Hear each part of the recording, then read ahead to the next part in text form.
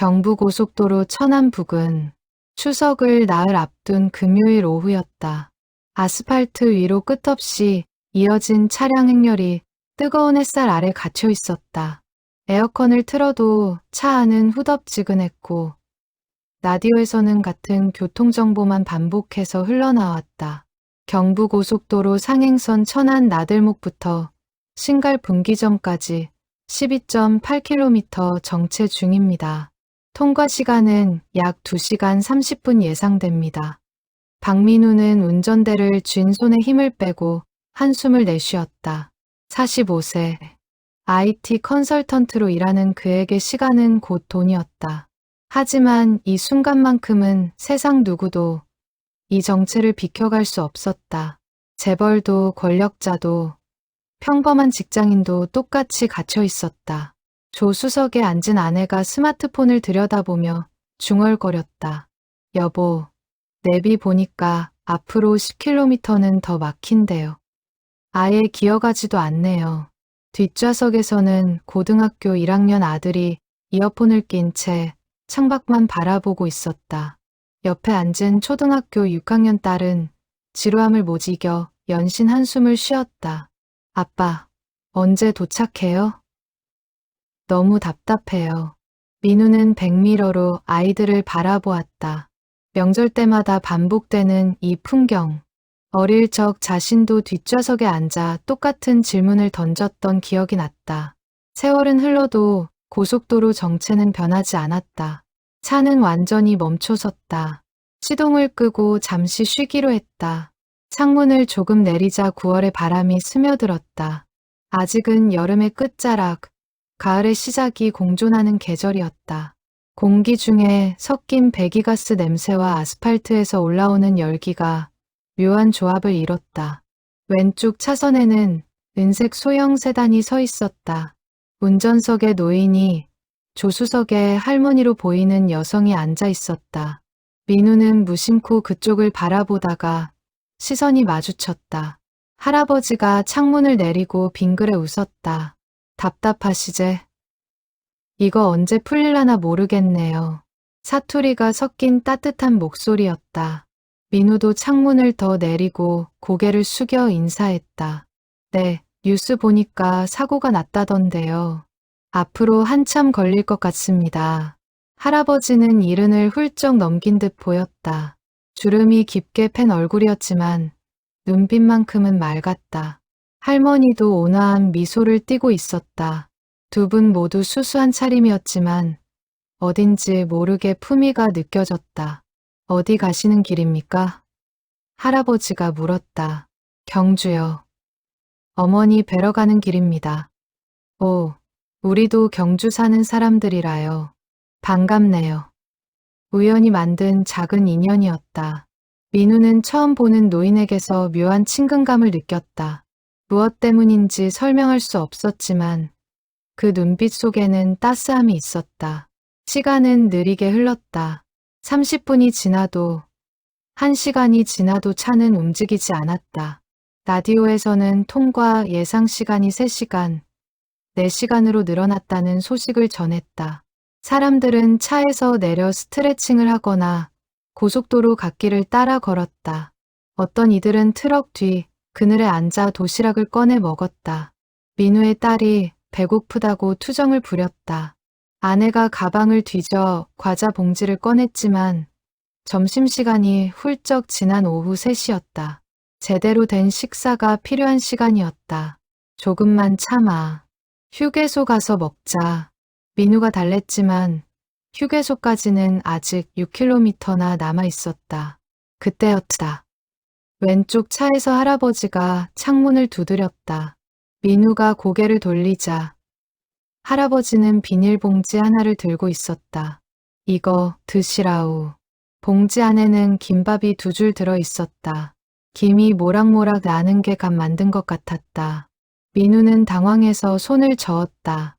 아니에요. 괜찮습니다. 어떻게 이걸. 아이들 배고프겠는디. 우리는 벌써 먹었어라. 이거 남은 거니까 사양 말고 받으이소. 할머니도 고개를 끄덕이며 웃었다. 애들이 배고프면 힘들지라. 우리 차에 보온병도 있으니까 걱정 말고 드시소. 거절하기 어려운 따뜻함이었다. 민우는 감사하다는 인사를 건네며 김밥을 받았다. 비닐을 풀자 참기름 향이 올라왔다. 딸이 눈을 빛내며 김밥을 집어들었다. 아빠, 맛있어요. 아내도 한 조각을 입에 넣더니 감탄했다. 정성이 대단하시네요. 단무지도 직접 썰으셨나 봐요. 민우도 한 입 베어 물었다. 소박하지만 정갈한 맛이었다. 시판 김밥과는 확연히 다른 누군가의 손맛이 느껴졌다. 그는 고개를 숙여 할아버지께 다시 한번 감사 인사를 전했다. 젊은 사람들이 힘들제. 우리도 옛날에 자식들 데리고 고속도로 다닐 때 이런 일 많았어라. 할아버지의 목소리에는 그리움이 묻어났다. 민우는 문득 궁금해졌다. 저 노부부는 어떤 삶을 살아왔을까? 왜 이렇게 낯선 사람에게 친절을 베풀까? 세상이 점점 각박해진다고 하지만 아직도 이런 분들이 계시다는 게 신기했다. 해가 서쪽으로 기울기 시작했다. 오후 5시가 넘어가자 하늘이 주황빛으로 물들었다. 정체는 여전했다. 사람들은 지쳐 보였지만 어쩔 도리가 없었다. 라디오에서는 앞쪽 사고 수습이 거의 끝나간다는 소식을 전했다. 민우는 김밥을 먹으며 할아버지를 다시 바라보았다. 노인은 창밖을 응시하고 있었다. 그 옆모습에서 민우는 형언할 수 없는 감정을 느꼈다. 왠지 모를 익숙함, 어디선가 본 듯한 느낌. 하지만 기억을 더듬어 봐도 이 노인을 만난 적은 없었다. 아들이 이어폰을 빼고 민우에게 말했다. 아빠, 저 할아버지 진짜 착하시다. 요즘 세상에 저런 분 드물잖아요. 민우는 고개를 끄덕였다. 맞는 말이었다. 요즘은 옆집 사람 얼굴도 모르고 사는 세상인데 고속도로 위에서 만난 낯선 노인이 이토록 따뜻할 줄은 몰랐다. 해가 완전히 지자 고속도로에 가로등이 켜졌다. 차들의 헤드라이트가 줄지어 빛났다. 그제야 앞쪽 차들이 서서히 움직이기 시작했다. 라디오에서 사고 수습이 완료되었다는 소식이 흘러나왔다. 드디어 풀리나 보네요. 아내가 안도의 한숨을 쉬었다. 민우는 시동을 걸었다. 옆차의 할아버지도 시동을 걸었다. 두 차는 나란히 천천히 앞으로 나아갔다. 10m, 20m. 거북이처럼 느린 속도였지만 적어도 멈춰 있지는 않았다. 천안 휴게소 표지판이 보였다. 3km. 민우는 휴게소에 들러 화장실을 다녀오기로 마음먹었다. 아이들도 지쳐 보였고 아내도 다리를 좀 펴고 싶어 했다. 휴게소 진입로로 접어들자 옆차의 할아버지도 같은 방향으로 핸들을 꺾었다. 두 차는 나란히 주차장으로 들어섰다. 우연히도 옆자리에 주차하게 되었다. 차에서 내린 민우는 몸을 쭉 펴며 하늘을 올려다보았다. 별이 총총히 떠 있었다. 고속도로 위에서 본 별은 도시에서 보는 것보다 더 선명했다. 할아버지도 차에서 내렸다. 할머니를 부축하며 천천히 휴게소 쪽으로 걸어갔다. 민우도 가족들과 함께 뒤따라갔다. 휴게소 안은 사람들로 북적였다. 화장실 앞에는 긴 줄이 늘어서 있었다. 민우는 줄을 서서 기다렸다. 앞에는 할아버지가 서 있었다. 노인은 고개를 돌려 민우를 보더니 빙그레 웃었다. 또 만나네라요. 네, 인연인가 봅니다. 민우도 웃으며 답했다. 그 순간이었다. 할아버지의 눈빛이 순간 흔들렸다. 마치 무언가를 참고 있는 듯한, 말하고 싶지만 삼키는 듯한 표정이었다. 민우는 그 미묘한 변화를 감지했다. 하지만 곧 할아버지는 다시 온화한 미소를 띄었다. 화장실을 다녀온 뒤 민우는 매점에서 음료수를 샀다. 가족들과 함께 휴게소 밖 벤치에 앉아 잠시 쉬었다. 밤바람이 시원했다. 저 멀리 고속도로 위로 차들의 불빛이 흘러갔다. 할아버지 부부도 벤치에 앉아 계셨다. 민우는 다가가 다시 한번 감사 인사를 드렸다. 아까 김밥 정말 잘 먹었습니다. 덕분에 아이들이 힘을 냈어요. 할아버지는 손을 저으며 말했다. 별거 아닌디 뭘. 우리도 젊을 적에 남한테 많이 받아먹고 살았제라. 그 말 속에는 깊은 이야기가 담겨 있는 것 같았다. 민우는 더 묻고 싶었지만 처음 만난 사이에 함부로 개인사를 캐묻는 건 예의가 아니라고 생각했다. 경주 가시면 어디서 사세요? 민우가 조심스럽게 물었다. 황호동 쪽이라요.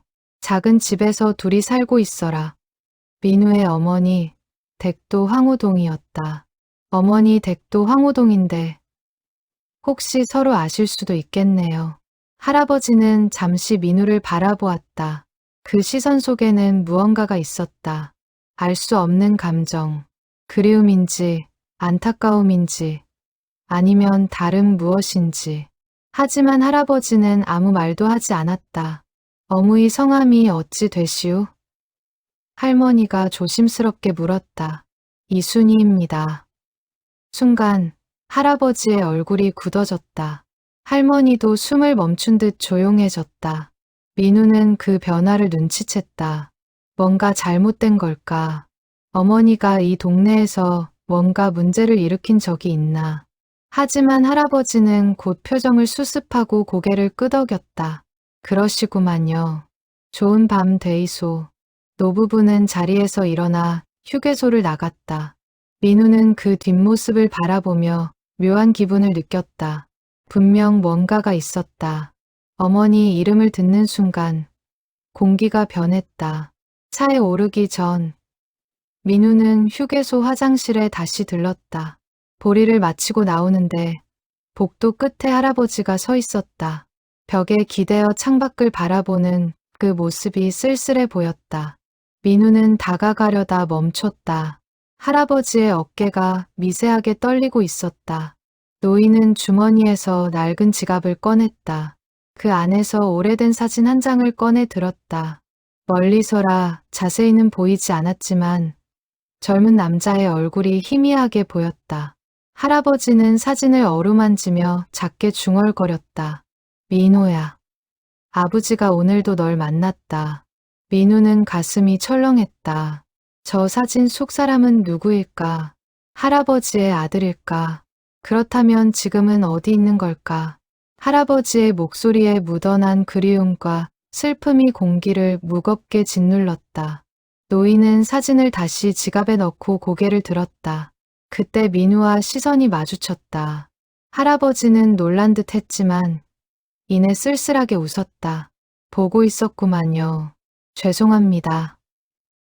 그냥 괜찮아라. 늙은이 신세 한탄하는 거 보이셨제. 민우는 어떻게 말을 꺼내야 할지 몰랐다. 그저 고개를 숙여 인사만 했다. 할아버지는 민우의 어깨를 가볍게 두드렸다. 자식 잘 키우이소. 곁에 있을 때 잘해주이소. 그 말에는 뼈저린 후회가 담겨 있었다. 민우는 알 수 없는 슬픔이 가슴을 눌렀다. 할아버지는 천천히 복도를 걸어 나갔고 민우는 그 자리에 한동안 서 있었다. 차로 돌아온 민우는 시동을 걸었다. 가족들은 이미 잠들어 있었다. 아내도 아이들도 고단한 하루에 지쳐 스르르 잠들었다. 민우는 홀로 운전대를 잡고 어둠 속을 달렸다. 경주까지는 아직 2시간이 더 남았다. 고속도로는 한산해졌다. 가로등 불빛이 일정한 간격으로 스쳐 지나갔다. 민우는 라디오를 껐다. 정적 속에서 생각이 깊어졌다. 할아버지의 그 눈빛, 어머니 이름을 들었을 때의 그 표정, 사진 속 젊은 남자, 민우라는 이름. 모든 것이 퍼즐처럼 흩어져 있었지만 맞춰지지 않았다. 민우는 30년 전을 떠올렸다. 그가 15살이던 해 중학교 3학년이었다. 그해 겨울, 민우의 인생에서 가장 어두운 밤이 있었다.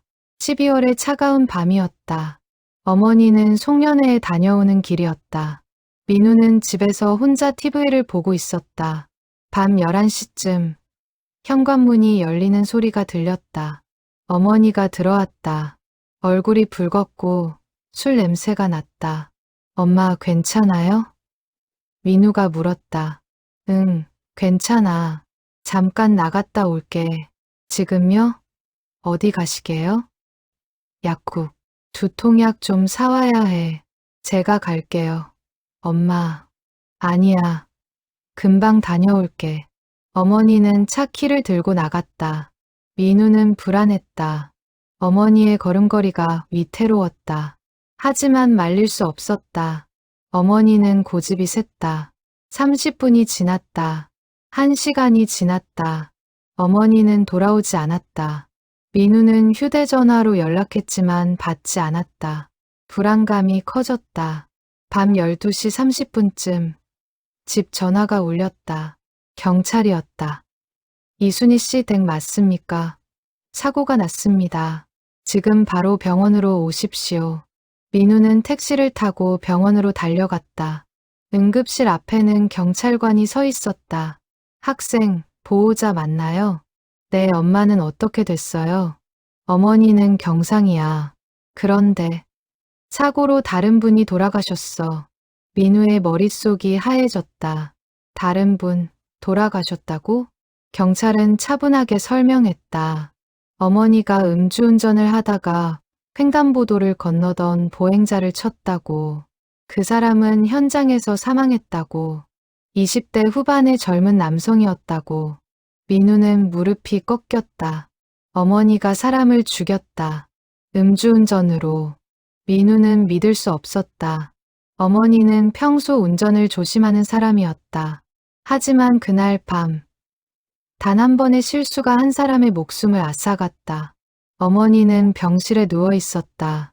이마에 붕대를 감았고 얼굴은 창백했다. 술은 깬 상태였다. 민우를 보자 어머니는 울음을 터뜨렸다. 미안해, 민우야. 엄마가 사람을 죽였어. 민우는 어머니를 껴안았다. 두 사람은 한참을 울었다. 세상이 무너지는 것 같았다. 그날 밤, 민우는 경찰을 따라 사고 현장에 갔다. 도로 위에는 아직 혈흔이 남아 있었다. 하얀 분필로 그려진 인체 표시선, 부서진 자전거, 흩어진 가방 속 물건들. 민우는 그 자리에 서서 떨었다. 추위 때문만은 아니었다. 죄책감 때문이었다. 자신이 어머니를 막았어야 했다. 차 키를 빼앗았어야 했다. 그랬다면 이런 일은 일어나지 않았을 것이다. 그때였다. 어둠 속에서 누군가 걸어왔다. 50대쯤 되어 보이는 남자였다. 얼굴은 경직되어 있었고 눈은 충혈되어 있었다. 그는 혈흔 앞에 무릎을 꿇었다. 민호야. 우리 아들. 남자는 바닥을 어루만지며 흐느꼈다. 민우는 그제야 깨달았다. 저 사람이 죽은 사람의 아버지구나. 민우는 다가가고 싶었다. 사과하고 싶었다. 하지만 다리가 움직이지 않았다. 무슨 말을 해야 할지 몰랐다. 미안하다고? 그 말로 죽은 사람이 돌아오나? 용서를 구한다고? 자격이 있나? 남자는 고개를 들어 민우를 보았다. 두 사람의 시선이 마주쳤다. 그 눈빛 속에는 분노도 원망도 있었다. 하지만 동시에 깊은 슬픔도 있었다. 민우는 고개를 숙였다. 남자는 아무 말도 하지 않고 자리를 떴다. 민우는 그 뒷모습을 보며 평생 잊지 못할 장면을 가슴에 새겼다. 그 후 어머니는 재판을 받았다. 음주운전 치사, 징역 2년에 집행유예 3년. 어머니는 운전면허가 취소되었고 피해자 가족에게 합의금을 지불했다. 하지만 돈으로 목숨을 살 수는 없었다. 민우는 그 사건 이후 어머니와의 관계가 틀어졌다. 겉으로는 평범하게 지냈지만 마음속 깊은 곳에서는 어머니를 원망했다. 왜 술을 마셨냐고, 왜 운전을 했냐고, 왜 한 사람의 인생을 빼앗았냐고. 세월이 흘러 민우는 서울로 올라와 대학을 갔고 취직을 했고 결혼을 했다. 어머니와는 1년에 명절 때만 만났다. 전화 통화도 뜸했다. 서먹한 관계였다. 어머니는 혼자 경주에 남았다. 아버지는 민우가 대학생 때 병으로 돌아가셨다. 어머니는 작은 슈퍼를 운영하며 홀로 살았다. 민우는 가끔 송금을 했지만 자주 찾아가지는 않았다. 30년이라는 시간이 흘렀다. 민우는 그 사건을 잊고 살았다. 아니, 잊으려고 애썼다. 하지만 완전히 지울 수는 없었다. 가끔 꿈에서 그날 밤이 되살아났다. 도로 위의 혈흔, 무릎 꿇은 남자, 그 슬픈 눈빛. 민우는 고속도로를 달리며 생각했다. 오늘 만난 할아버지, 그분이 혹시 설마 그때 그 사람? 아니다. 말도 안 된다. 30년 전 그 남자는 50대였다. 지금이라면 80대. 나이는 맞다. 하지만 우연치고는 너무 극적이다. 그런데 어머니 이름을 듣고 표정이 변한 것은 사진 속 민우라는 이름은? 민우는 고개를 저었다. 지나친 상상이다. 세상에 우연이란 게 있다. 경주는 큰 도시가 아니다. 같은 동네 사람을 고속도로에서 만날 수도 있다. 하지만 마음 한구석이 불편했다. 뭔가 풀리지 않는 실타래처럼 엉켜 있었다. 새벽 2시쯤 민우는 경주에 도착했다. 어머니 집 앞에 차를 세웠다. 아이들을 깨워 집으로 들어갔다. 어머니는 불을 켜고 기다리고 계셨다.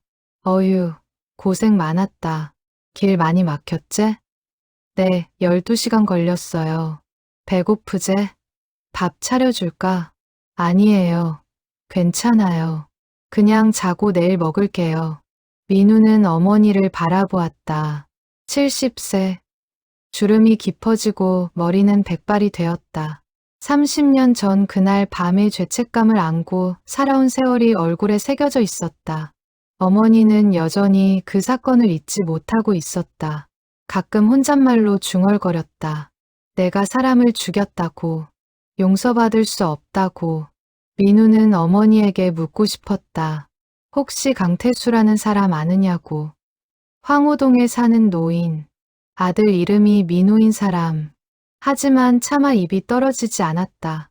만약 정말 그 사람이라면 30년 만에 우연히 고속도로에서 마주쳤다면, 그리고 그분이 자신에게 김밥을 건넸다면, 민우는 잠자리에 들었지만 잠이 오지 않았다. 천장을 바라보며 오늘 하루를 되짚었다. 정체된 고속도로, 옆차의 할아버지, 따뜻한 김밥, 휴게소에서의 짧은 대화, 사진 속 젊은 남자, 모든 조각이 하나의 그림을 그리고 있었다. 하지만 민우는 그 그림을 완성하기가 두려웠다. 아침 햇살이 창문을 통해 스며들었다. 민우는 부스스한 얼굴로 일어났다. 시계를 보니 오전 9시. 어젯밤 늦게 잠들었지만 오래 자지는 못했다. 머릿속이 복잡했다. 거실로 나오자 어머니가 아침 식사를 준비하고 계셨다. 된장찌개의 냄새가 집 안을 가득 채웠다. 아내와 아이들도 일어나 식탁에 앉았다. 잘 잤어? 어머니가 물었다. 네, 엄마. 식사를 하는 동안 민우는 어머니를 유심히 관찰했다. 70세의 노인이 된 어머니. 손등에는 검버섯이 생겼고 움직임은 느려졌다. 하지만 아직도 부지런했다. 새벽같이 일어나 반찬을 만들고 집 안을 청소하고 손주들을 챙겼다. 엄마, 황우동의 강태수라는 분 아세요? 민우의 질문에 어머니의 손이 멈췄다. 국그릇을 든 채 굳어버린 것 같았다. 얼굴에서 혈기가 사라졌다. 왜, 갑자기 그 이름을? 어제 고속도로에서 만났어요. 경주 사신다고 하시던데. 어머니는 국그릇을 내려놓았다. 손이 미세하게 떨렸다. 그분을 만났구나. 엄마, 혹시 그분이? 응, 30년 전 그날 돌아가신 분의 아버지야. 민우는 숨이 막혔다. 예상했던 답이었지만 막상 확인하니 충격이었다. 정말 그분이었구나. 30년 만에 고속도로에서 우연히 만난 것이다. 그분이 너한테 뭐라고 하시던? 아무 말씀도 안 하셨어요. 그냥 김밥을 주셨어요. 김밥을? 네, 저희 가족이 배고파 보인다고 손수 싸오신 김밥을 나눠주셨어요. 어머니의 눈에 눈물이 고였다. 그분이 아직도. 어머니는 더 이상 말을 잇지 못했다. 민우도 침묵했다. 식탁에는 무거운 공기가 흘렀다. 아내와 아이들은 무슨 일인지 몰라 조용히 밥을 먹었다. 식사를 마친 후 어머니는 민우를 작은 방으로 불렀다. 오래된 옷장을 열고 맨 아래 서랍을 꺼냈다. 그 안에는 낡은 상자가 있었다. 어머니는 떨리는 손으로 상자를 열었다. 상자 안에는 오래된 신문 스크랩, 재판 서류, 그리고 한 통의 편지가 있었다. 편지 봉투는 누렇게 바랬고 봉이는 뜯어지지 않았다. 이게 뭐예요? 강태수 씨가 30년 전에 보낸 편지야. 재판 끝나고 얼마 안 있어 우편으로 왔어. 읽어보셨어요? 못 읽었어. 무서워서. 어머니는 편지를 민우에게 건넸다. 내가 읽어봐. 엄마는 아직도 무서워. 민우는 편지를 받았다. 봉투에는 어머니 이름과 주소가 정갈한 글씨로 적혀 있었다. 발신인은 강태수. 민우는 조심스럽게 봉투를 뜯었다. 편지지를 펼쳤다. 세로 쓰기로 빽빽하게 적혀 있었다. 글씨는 떨렸지만 정성스러웠다. 민우는 천천히 읽기 시작했다. 이순희 씨께 이 편지를 쓰는 것이 옳은 일인지 모르겠습니다. 하지만 쓰지 않고는 견딜 수 없어 펜을 듭니다. 제 아들 민호가 세상을 떠난 지 석 달이 지났습니다. 아직도 믿기지 않습니다. 28의 젊은 나이에 그것도 그런 식으로 떠날 줄은 몰랐습니다. 민호는 제과점에서 일하는 평범한 청년이었습니다. 빵을 만드는 것을 좋아했고 사람들을 웃게 하는 것을 좋아했습니다. 결혼을 앞두고 있었습니다. 약혼녀와 내년 봄에 식을 올리기로 했었습니다. 그날 밤 민호는 야근을 마치고 집으로 돌아오는 길이었습니다. 자전거를 타고 횡단보도 신호가 파란불이었다고 합니다. 민호는 아무 잘못이 없었습니다. 저는 이순희 씨를 원망했습니다. 재판정에서 이순희 씨를 보았을 때 저주하고 싶었습니다. 어떻게 술을 마시고 운전을 할 수 있느냐고. 어떻게 제 아들을 빼앗을 수 있느냐고. 하지만 시간이 지나며 깨달았습니다. 이순희 씨도 고통받고 있다는 것을. 재판정에서 본 이순희 씨의 얼굴에는 진심 어린 후회가 있었습니다. 이순희 씨의 아들도 그 자리에 있었습니다. 15살쯤 되어 보이는 소년. 어머니를 바라보는 그 눈빛에는 슬픔과 혼란이 가득했습니다.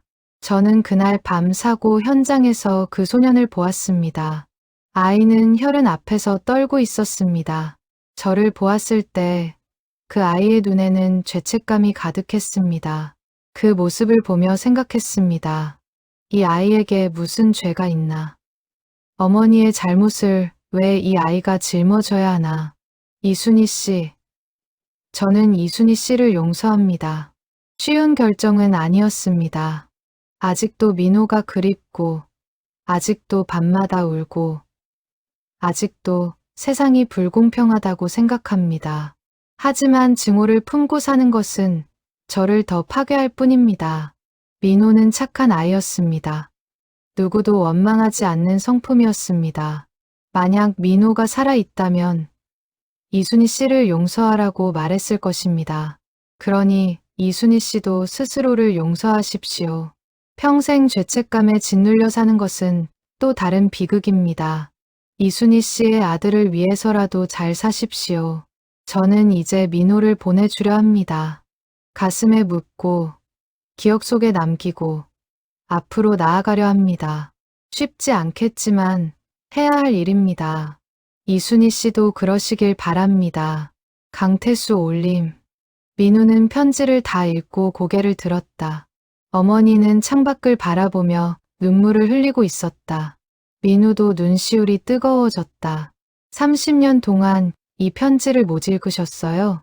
읽을 용기가 없었어. 그분이 나를 저주하는 내용일까봐 무서웠어.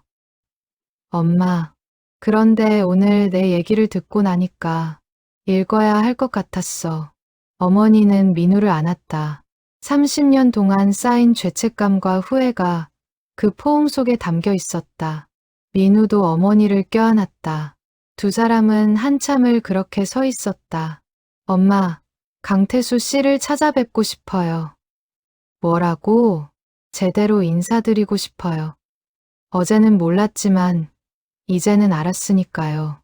어머니는 고개를 저었다. 안 돼. 그분이 괴로워하실 거야. 아니에요. 그분은 이미 저를 만났어요. 그리고 김밥을 주셨어요. 그건 어떤 메시지였을 것 같아요. 민우는 확신했다.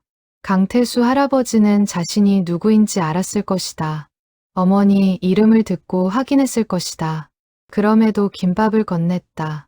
그것은 용서의 손길이었다. 엄마, 저 혼자 다녀올게요. 주소 아세요? 모르는데. 황우동이라고만 했잖니. 민우는 스마트폰을 꺼냈다. 인터넷에 황우동 강태수를 검색했다. 몇 가지 결과가 나왔다. 그중 하나에 강태수 제과점이라는 이름이 보였다. 이미 폐업한 가게였지만 주소가 나와 있었다. 여기인 것 같아요. 민우는 차 키를 들었다. 어머니는 불안한 표정으로 민우를 바라보았다. 조심해서 다녀와. 그리고 그분께 미안하다고 전해줘. 네, 엄마. 민우는 집을 나섰다. 황호동은 집에서 차로 15분 거리였다. 오래된 주택가, 좁은 골목길, 낡은 간판들. 민우는 내비게이션을 따라 운전했다. 목적지에 도착했다. 2층짜리 낡은 건물이었다. 1층에는 강태수 제과점이라는 간판이 희미하게 남아 있었다. 하지만 가게는 문을 닫았고 셔터가 내려져 있었다. 민우는 차에서 내려 주변을 둘러보았다. 옆집은 작은 슈퍼였다. 민우는 슈퍼로 들어가 주인에게 물었다. 혹시 옆집 강태수 씨 계신지 아세요? 아, 강 씨, 2층에 살아요. 초인종 누르면 나올 거예요. 민우는 감사 인사를 하고 제과점 옆 계단으로 올라갔다. 2층 현관문 앞에 섰다. 심장이 두근거렸다. 초인종을 누를까 말까 망설이다가 용기를 내어 버튼을 눌렀다. 한참 후 문이 열렸다. 할머니가 나왔다.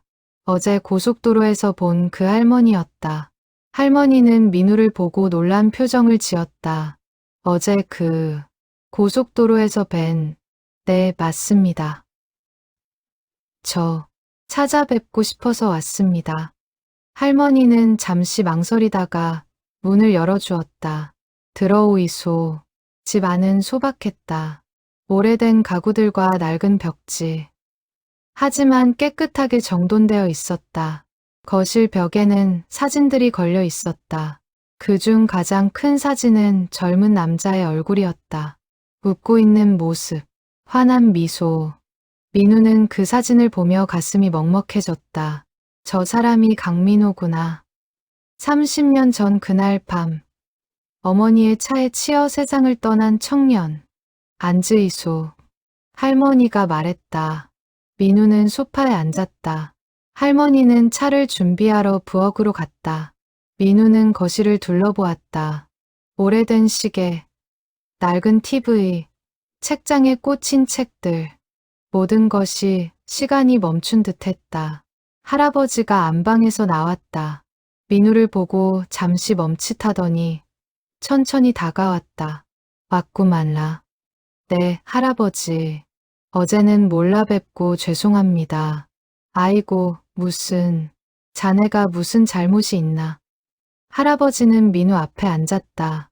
두 사람 사이에 침묵이 흘렀다. 할머니가 차를 가져왔다. 따뜻한 보리차였다. 민우는 차를 한 모금 마시고 입을 열었다. 어제 할아버지께서 주신 김밥. 정말 감사했습니다. 별거 아닌디 뭘. 그런데 할아버지께서 저를 아셨죠? 할아버지는 고개를 끄덕였다. 어머니 이름 듣고 알았제. 왜 아무 말씀도 안 하셨어요? 말해서 뭐 하겠노. 자네 괴롭힐 필요 없제. 민우는 고개를 숙였다. 죄송합니다. 정말, 정말 죄송합니다. 자네가 뭘 잘못했노. 자네 어머니도 일부러 그런 게 아니잖나. 하지만 30년 전 일이라 다 지난 일이고 할아버지의 목소리는 담담했다. 하지만 그 속에는 깊은 슬픔이 묻어 있었다. 민우는 눈물이 났다. 할아버지, 이 편지 어머니가 오늘 아침에 읽으셨어요. 민우는 가방에서 편지를 꺼냈다. 할아버지는 편지를 보더니 쓸쓸하게 웃었다. 30년 만에 읽었구말라. 네, 어머니가 용기가 없으셨대요. 그럴 만도 하제. 할아버지는 편지를 받아들고 읽었다. 자신이 30년 전에 쓴 글. 세월이 흘렀지만 그때의 마음은 여전히 생생했다. 할아버지, 정말 용서하신 건가요? 할아버지는 고개를 들었다. 용서했지. 안 그러면 내가 못 살겄더라. 하지만 민호는 착한 아이였어. 누구한테도 원한 품는 법이 없었지. 그 아이라면 분명 이순희 씨를 용서했을 거라. 할아버지는 벽에 걸린 사진을 바라보았다. 민호 생각하면서 사는 게 내 삶의 이유라. 그 아이를 기억하고 그 아이가 남긴 사랑을 이어가는 게 내가 할 일이고. 민우는 말문이 막혔다. 이토록 큰 용서를 어떻게 해낼 수 있을까? 자식을 잃은 아픔을 안고도 어떻게 이렇게 평온할 수 있을까? 할아버지, 어머니께서도 뵙고 싶어 하십니다. 할아버지는 고개를 저었다. 안 돼. 그분 더 괴로워하실 거라. 아니에요. 어머니도 용서받고 싶어 하세요. 30년 동안 죄책감에 짓눌려 살았어요. 할아버지는 한참을 생각하다가 천천히 고개를 끄덕였다. 그럼 내일 오라 하이소. 우리 집에서 밥 한 끼 같이 먹자고. 다음 날 아침 민우는 어머니와 함께 강태수 할아버지 댁을 찾았다. 어머니는 떨리는 손으로 과일 상자를 들고 있었다. 계단을 오르는 발걸음이 무거웠다. 초인종을 누르자 할머니가 문을 열었다. 어머니와 할머니가 마주쳤다.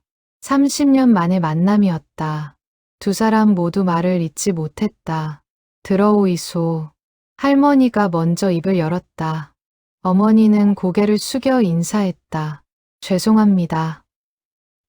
정말 죄송합니다. 할머니는 어머니의 손을 잡았다. 됐어라요. 들어와 앉으이소. 거실에는 할아버지가 앉아 계셨다. 어머니는 할아버지 앞에 무릎을 꿇었다. 강태수 씨, 용서해 주십시오. 제가 정말 잘못했습니다. 어머니는 목이 메어 더 이상 말을 잇지 못했다. 30년 동안 참아온 눈물이 쏟아졌다. 할아버지는 천천히 일어나 어머니 앞에 앉았다. 일어나이소. 무릎 꿇을 일 아니라요. 아닙니다. 저는 이순희 씨, 나도 30년 동안 많이 생각했어라. 원망도 했고 분노도 했제. 하지만 이제는 놓아줬어. 할아버지는 어머니를 일으켜 세웠다. 우리 다 늙었어라. 이제는 남은 시간 평화롭게 살아야지. 어머니는 할아버지의 손을 잡고 흐느꼈다. 할머니도 눈물을 닦았다. 민우도 가슴이 먹먹했다. 할머니가 부엌에서 음식을 가져왔다. 소박하지만 정성스러운 상차림이었다. 된장찌개, 나물, 생선구이, 그리고 할아버지가 직접 만든 빵. 이게 뭔가요? 민우가 물었다. 우리 민호가 만들던 빵 레시피라요. 내가 그 아이한테 배워서 가끔 만들어 먹재. 할아버지는 빵을 썰어 민우에게 건넸다. 먹어보이소. 민우는 한 입 베어 물었다. 은은한 단맛과 부드러운 식감. 30년 전 세상을 떠난 청년이 만들던 빵. 그 맛이 지금 이 자리에 살아있었다. 맛있습니다. 민호가 사람들 웃게 하는 거 좋아했어라. 빵 만들 때도 그랬제. 누가 먹고 행복해하는 걸 보는 게 그 아이 기쁨이었어.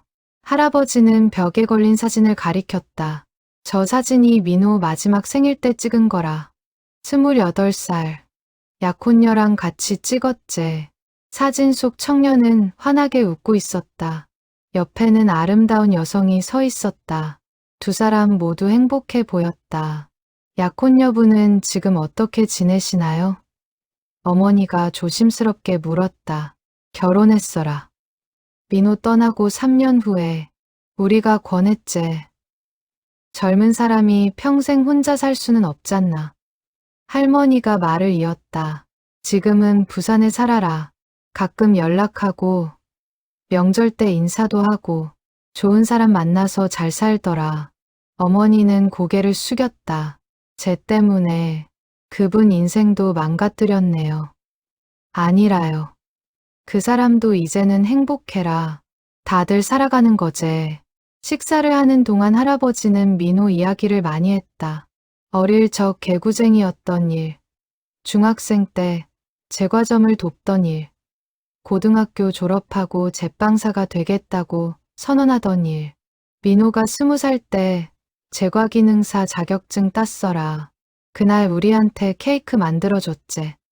서툴렀지만 그게 제일 맛있더라. 할아버지의 목소리에는 그리움이 가득했다. 30년이 지났지만 아들을 향한 사랑은 여전했다. 민호가 죽고 나서 한동안은 살 이유를 못 찾았어라. 아침에 눈 뜨는 게 고통이었제. 하지만 시간이 지나며 깨달았어. 내가 살아야 민호를 기억하는 사람이 있다는 걸. 할아버지는 어머니를 바라보았다. 이순희 씨, 자네도 마찬가지라요. 자네가 죄책감에 짓눌려 사는 건 민호도 원하지 않을 거라. 어머니는 눈물을 닦았다. 하지만 어떻게 용서를 받을 수 있습니까? 용서는 내가 이미 했어라. 이제는 자네가 자신을 용서할 차례제. 그 말이 어머니 가슴에 박혔다. 30년 동안 스스로를 용서하지 못했다. 매일 밤 그날을 후회했다. 하지만 이제는 놓아줘야 할 때였다. 식사를 마치고 할아버지는 안방에서 상자 하나를 가져왔다. 이거 자네한테 주려고 했어라. 상자 안에는 민호가 만든 빵 레시피 노트가 들어있었다. 손글씨로 빽빽하게 적혀 있었다. 민호 유품이라. 자네 아들한테 주이소. 젊은 사람이 이어갔으면 좋겠어라. 민호는 깊이 고개를 숙였다. 감사합니다. 소중히 간직하겠습니다. 그리고 이것도. 할아버지는 봉투 하나를 더 꺼냈다. 민호 장학금이라. 매년 어려운 학생 한 명한테 주고 있제. 올해부터는 자네 아들 이름으로 주고 싶어라. 민호는 놀라서 할아버지를 바라보았다. 저희 아들 이름으로요? 그래라. 민호 정신을 이어가는 거제. 용서와 사랑, 그게 민호가 우리한테 남긴 거니까. 민호는 할아버지를 꼭 껴안았다. 30년의 세월을 뛰어넘은 용서, 증오가 아닌 사랑을 택한 노인. 민호는 평생 이 순간을 잊지 못할 것 같았다. 집을 나서기 전 어머니는 할아버지, 할머니께 깊이 절을 올렸다. 평생 은혜 잊지 않겠습니다. 제가 살아있는 동안 속죄하며 살겠습니다. 할아버지는 어머니를 일으켜 세웠다. 속죄는 이제 그만하이소. 이제는 감사하며 살아라. 자네 아들, 손주들 위해 행복하게 사이소. 어머니는 고개를 끄덕였다. 30년 만에 처음으로 죄책감의 무게가 조금 가벼워지는 것을 느꼈다. 차에 오르며 민우는 뒤를 돌아보았다. 할아버지 할머니가 문 앞에 서서 손을 흔들고 있었다. 햇살 아래 두 노인의 모습이 따뜻해 보였다. 엄마, 괜찮으세요? 응. 이제 조금 괜찮아진 것 같아.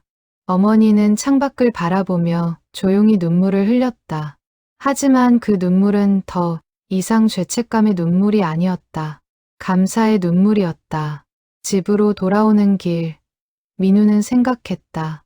용서란 무엇일까? 있는 것도 아니고 정당화하는 것도 아니다. 그저 미움을 내려놓는 것. 과거에 묶이지 않고 앞으로 나아가는 것.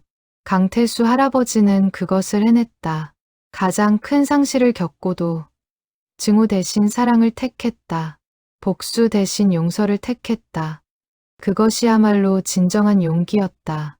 저녁 식사 시간, 민우는 가족들을 모았다. 아내와 아이들에게 오늘 있었던 일을 이야기했다. 30년 전의 사고, 할아버지의 용서, 어머니의 눈물. 아들이 물었다. 아빠, 그럼 우리가 그 할아버지한테 뭘 해드릴 수 있어요? 할아버지는 아무것도 원하지 않으셔. 다만, 우리가 잘 사는 거, 그게 할아버지가 바라는 거야. 딸이 말했다. 나 그 할아버지 만나고 싶어요. 고마우시다고 인사드리고 싶어요. 민우는 딸의 머리를 쓰다듬었다. 그래, 다음에 같이 가자. 어머니가 부엌에서 나왔다. 얼굴에는 평온함이 있었다. 오랜만에 보는 표정이었다. 30년 만에 처음으로 어머니는 자신을 용서한 것 같았다.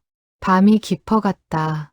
민우는 할아버지가 준 레시피 노트를 펼쳤다.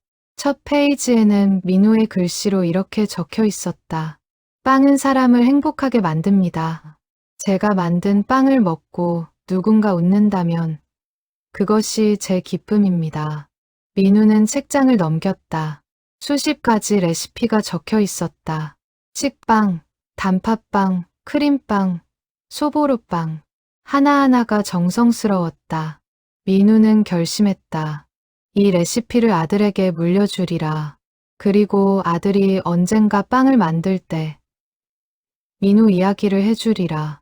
30년 전 세상을 떠난 청년이 남긴 사랑의 레시피를, 그것이 민우를 기억하는 방법이고 할아버지의 용서에 보답하는 길이었다. 명절 연휴가 끝나갈 무렵 민우는 서울로 돌아갈 준비를 했다. 짐을 싸고 아이들에게 인사시키고 어머니와 작별 인사를 나누었다. 조심해서 가라. 길 조심하고. 네, 엄마. 엄마도 건강하세요. 어머니는 예전과 달랐다. 얼굴에 생기가 돌았고 목소리에 힘이 있었다. 30년간의 짐을 내려놓은 듯했다. 민우야, 할아버지 할머니께 자주 연락드려라. 우리가 할 수 있는 거라도 해드리고. 그럴게요, 엄마. 차에 오르기 전 민우는 황우동을 한 번 더 찾았다. 할아버지 할머니께 작별 인사를 드리고 싶었다. 초인종을 누르자 할머니가 나왔다. 왔구만라. 오늘 서울 가는 날이지?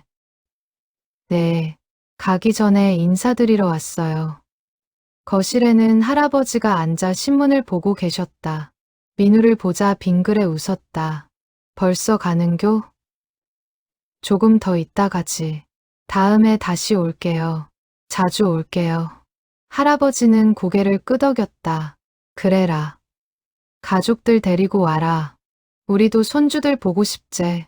민우는 감사 인사를 드리고 집을 나섰다.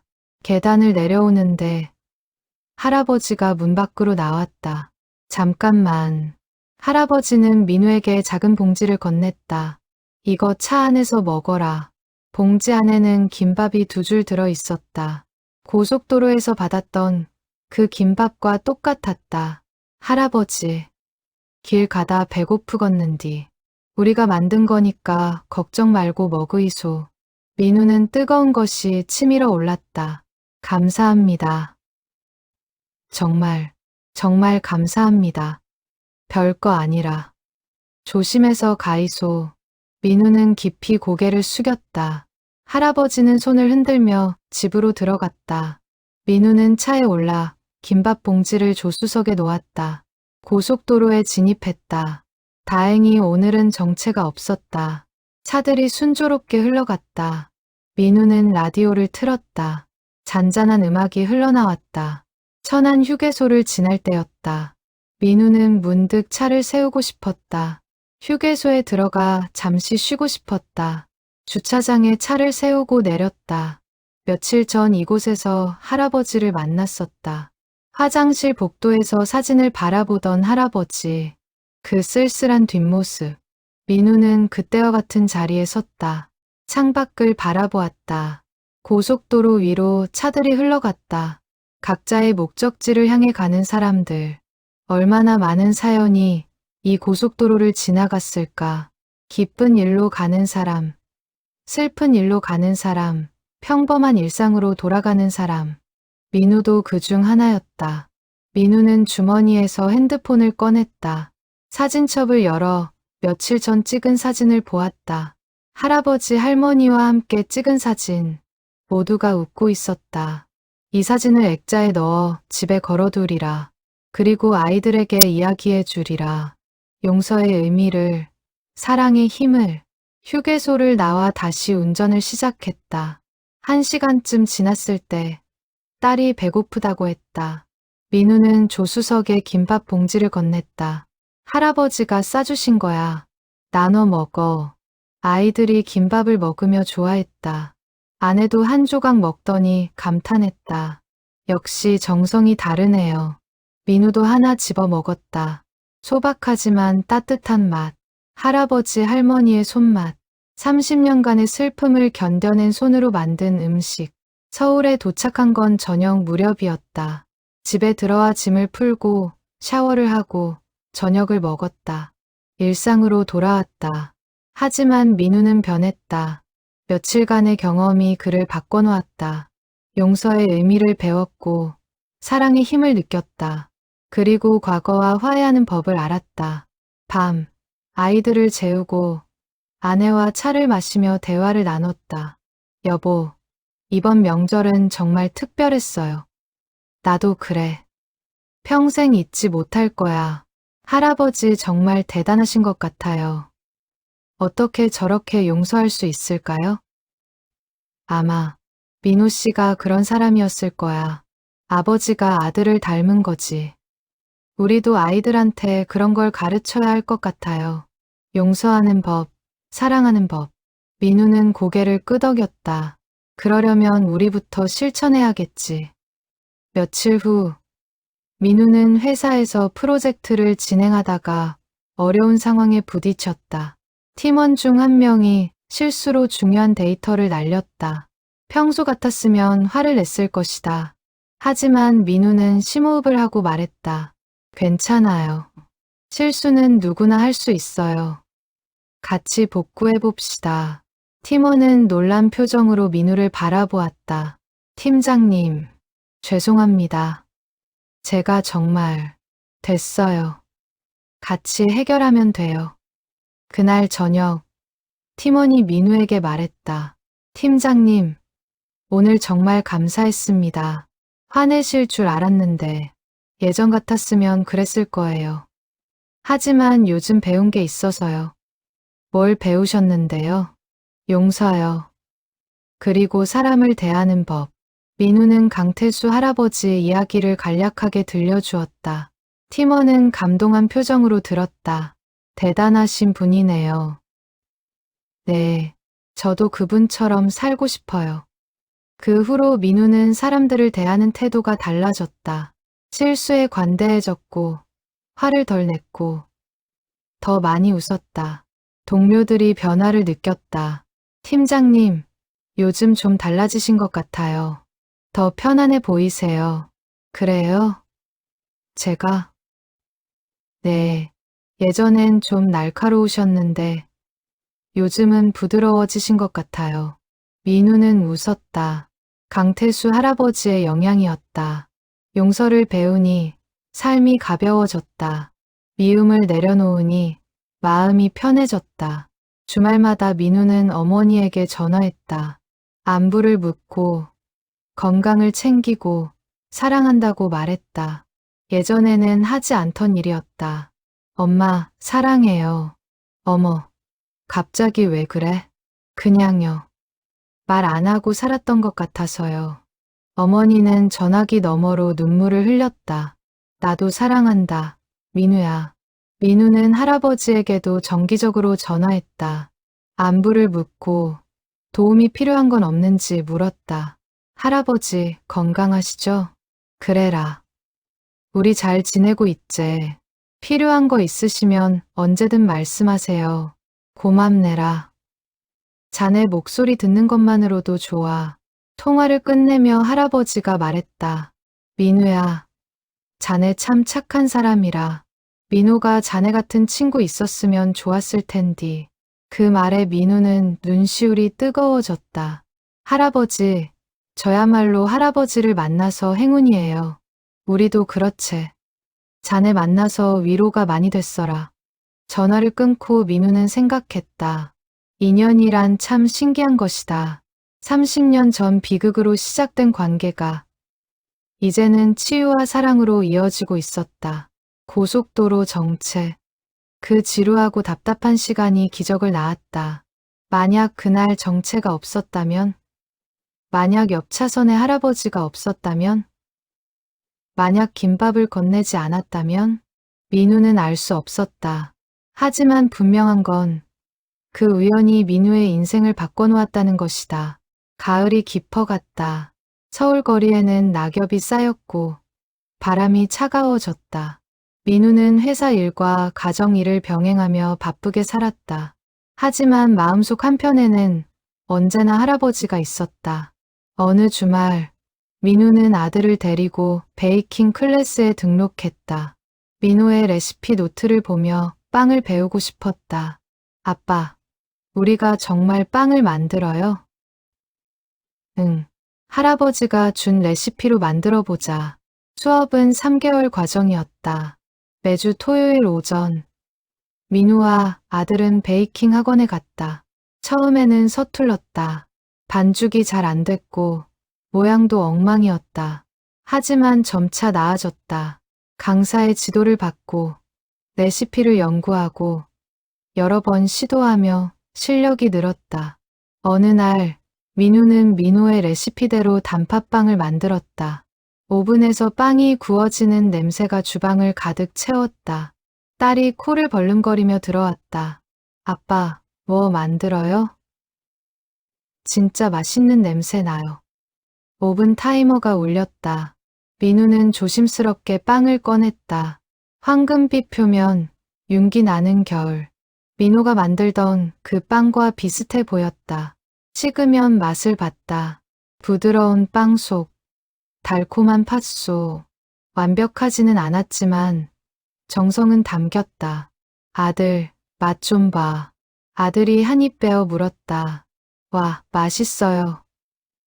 아빠 진짜 잘 만드셨어요. 민우는 할아버지에게 전화를 걸었다. 할아버지, 오늘 민호 씨 레시피로 단팥빵 만들어 봤어요. 오, 그래. 어떻던? 잘 됐어요. 맛도 좋고요. 다음에 경주 가면 가져갈게요. 고맙네라.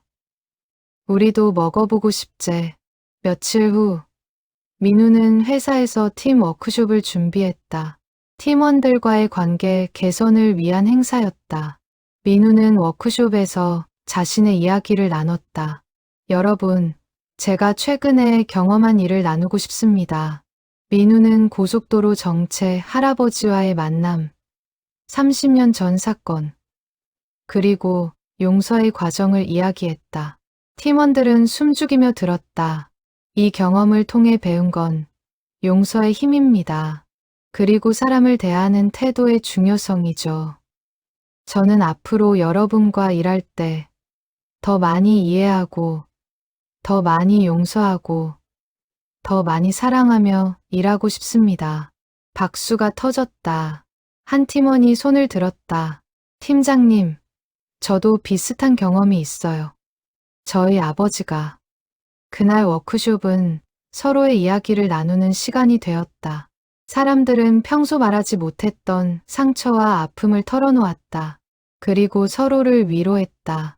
워크숍이 끝나고 한 팀원이 민우에게 다가왔다. 팀장님, 오늘 말씀 정말 감동받았어요. 저도 용서하지 못한 사람이 있는데 다시 생각해보게 됐어요. 그래요? 용서는 상대를 위한 것이기도 하지만 자신을 위한 거예요. 미움을 품고 사는 건 자신을 해치는 일이니까요. 맞는 말씀이에요. 해볼게요. 그날 저녁, 민우는 집에 돌아와 가족들과 저녁을 먹었다. 아내가 물었다. 오늘 워크숍 어땠어요? 좋았어. 다들 진솔한 이야기를 나눴어. 당신이 변한 게 느껴져요. 예전보다 훨씬 부드러워졌어요. 민우는 아내의 손을 잡았다. 당신 덕분이야. 그리고 할아버지 덕분이고. 주말, 민우는 가족들과 함께 경주로 내려갔다. 할아버지 할머니를 뵙기 위해서였다. 민우가 만든 빵도 가져갔다. 할아버지 댁에 도착하자 할머니가 반갑게 맞았다. 어서 오이소. 손주들 데리고 왔고 말라. 아이들은 할아버지 할머니께 인사를 드렸다. 할아버지는 손주들을 보며 환하게 웃었다. 참 예쁜 애라. 우리 민호도 자식 낳았으면 이만했을 텐디. 민우는 가져온 빵을 꺼냈다. 할아버지, 민호 씨 레시피로 만든 거예요. 할아버지는 빵을 받아들고 한참을 바라보았다. 눈에 눈물이 고였다. 민호가 만든 것 같네라. 한 입 빼어 물었다. 천천히 씹으며 눈을 감았다. 맛도 비슷해. 우리 민호 맛이야. 할머니도 한 조각 먹었다. 고마워라. 민호 생각나네. 그날 오후 민우는 할아버지와 함께 산책을 나갔다. 동네의 뒷산작은 길을 걸었다. 단풍이 물든 나무들 사이로 햇살이 스며들었다. 할아버지, 건강은 어떠세요? 괜찮아라. 나이 값은 하재. 불편하신 데는 없으세요? 다리가 좀 아프긴 한디. 뭐 늙으면 다 그렇지. 두 사람은 한참을 말없이 걸었다. 바람이 나무잎을 흔들었고 새들이 지저귀었다. 할아버지가 입을 열었다. 민우야, 자네 만나서 참 다행이라고 생각해. 저도요, 할아버지. 30년 동안 원망하며 살 수도 있었는디 자네 덕분에 용서할 수 있었어. 할아버지가 먼저 용서하셨잖아요. 저희는 그저 용서를 받은 거고요. 아니라 자네가 찾아와 줘서 내가 진짜로 용서할 수 있었지. 마음으로만 용서한 게 아니라 실제로 만나서 용서할 수 있었으니까. 할아버지는 멈춰서서 먼 산을 바라보았다. 민우한테 이제 편히 가라고 말할 수 있을 것 같아. 자네 덕분에. 민우는 할아버지 옆에 섰다. 두 사람은 침묵 속에서 풍경을 바라보았다. 저 멀리 경주 시내가 보였다. 수많은 집들, 수많은 사람들, 수많은 이야기들. 할아버지, 민우 씨는 어떤 사람이었어요? 할아버지는 빙그레 웃었다. 착한 아이였제. 남 도와주는 거 좋아하고, 동물도 좋아하고, 학교 다닐 때는 성적은 별로였는디 친구들이 많았어. 빵 만드는 걸 좋아했다고 하셨죠? 응. 고등학교 때부터 우리 제과점 도와줬어. 처음엔 서툴렀는디 금방 늘더라. 손재주가 있었제. 할아버지는 지갑에서 사진 한 장을 꺼냈다. 젊은 민호가 제과점에서 빵을 들고 웃고 있는 사진이었다. 이게 민호 25살 때 찍은 거라. 제일 행복해 보이는 사진이제. 민우는 사진을 받아들고 자세히 보았다. 환한 미소, 맑은 눈빛. 살아있었다면 지금 58세. 민우보다 조금 많았을 것이다. 만약 민호 씨가 살아 계셨다면 우리 친구가 됐을 것 같아요. 그랬을 거라. 민호도 자네 같은 사람 좋아했을 거야. 두 사람은 산을 내려왔다. 집으로 돌아오니 아이들이 할머니와 함께 저녁 준비를 하고 있었다. 부엌에서 웃음소리가 들렸다. 저녁 식사는 따뜻했다. 할머니가 만든 음식, 민우가 가져온 빵, 그리고 가족들의 웃음. 할아버지는 손주들에게 옛날 이야기를 들려주었다. 할아버지가 젊었을 때는 말이제. 아이들은 눈을 반짝이며 들었다. 할아버지의 이야기는 재미있었고 교훈이 있었다. 저녁을 먹고 나서 민우의 아들이 할아버지에게 물었다. 할아버지, 빵 만드는 법 가르쳐 주실 수 있어요? 할아버지는 깜짝 놀랐다. 자네가 배우고 싶어? 네, 민우 삼촌처럼 빵을 잘 만들고 싶어요. 할아버지의 눈에 눈물이 고였다. 그래, 가르쳐 줄라. 민호 기술 다 알려줄게. 그날 밤, 할아버지는 아들에게 제빵의 기초를 가르쳤다. 반죽하는 법, 발효시키는 법, 굽는 법.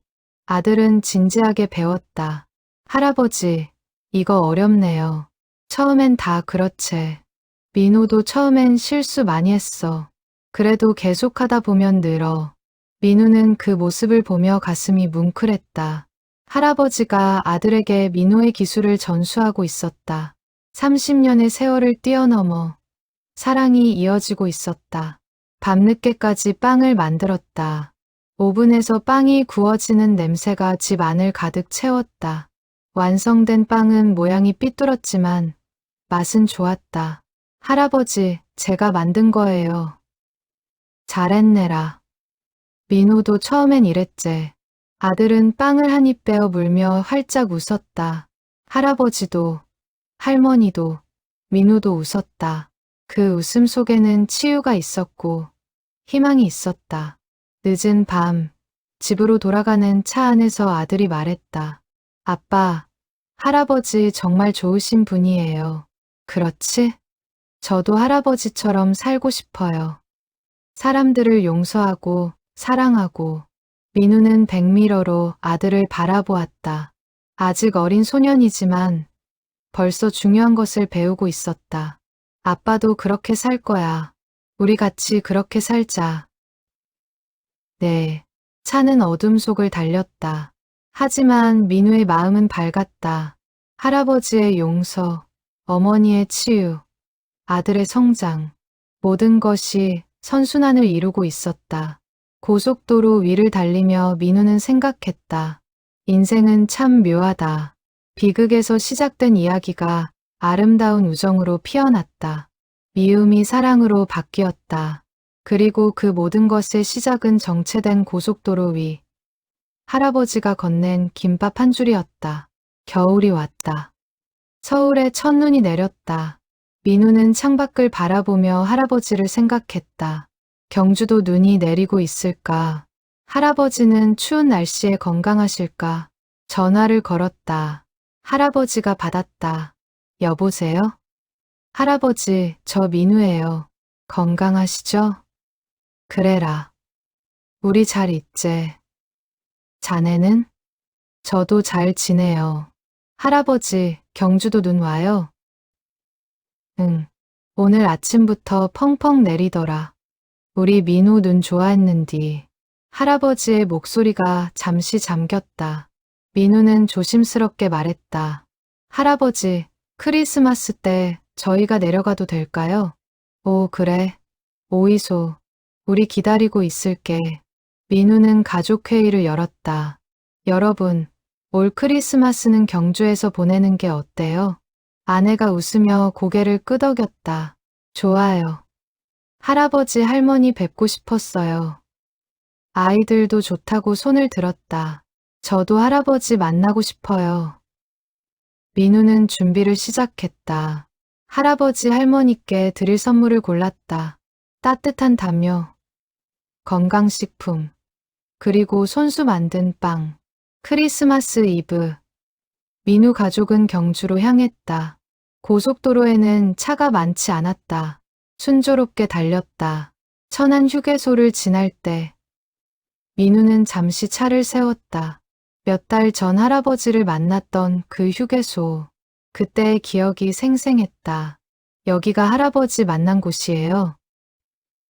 응. 여기서 김밥도 받았고. 가족들은 휴게소를 둘러보았다. 평범한 곳이었지만 민우에게는 특별한 장소였다. 인생이 바뀐 곳. 경주에 도착한 건 오후 4시쯤이었다. 할아버지 댁에 들어서자 크리스마스 트리가 작게 장식되어 있었다. 어서 오이소. 할머니가 반갑게 맞았다. 할아버지도 나와서 손주들을 안았다. 춥지 않았어? 길에 눈 안 왔어? 괜찮았어요. 할아버지, 선물 가져왔어요. 민우는 준비한 선물을 건넸다. 할아버지는 감동한 표정으로 받았다. 고마워라. 이렇게까지 안 해도 되는디. 아니에요. 할아버지 할머니께 드리고 싶었어요. 저녁은 할머니가 특별히 준비했다. 갈비찜, 잡채, 전, 그리고 민우가 가져온 케이크. 크리스마스 분위기가 물씬 났다. 식사를 하며 할아버지가 말했다. 우리 민우 살아 있었으면 이런 날 같이 보냈을 텐디. 할아버지, 민우 삼촌도 여기 있는 것 같아요. 딸이 말했다. 할아버지는 딸을 바라보며 웃었다. 그래, 맞아. 민우도 여기서 우리 보고 있을 거라. 식사 후, 민우의 아들이 준비한 것을 꺼냈다. 할아버지, 제가 만든 빵이에요. 집에서 연습해서 만든 식빵이었다. 모양은 완벽하지 않았지만 정성이 들어갔다.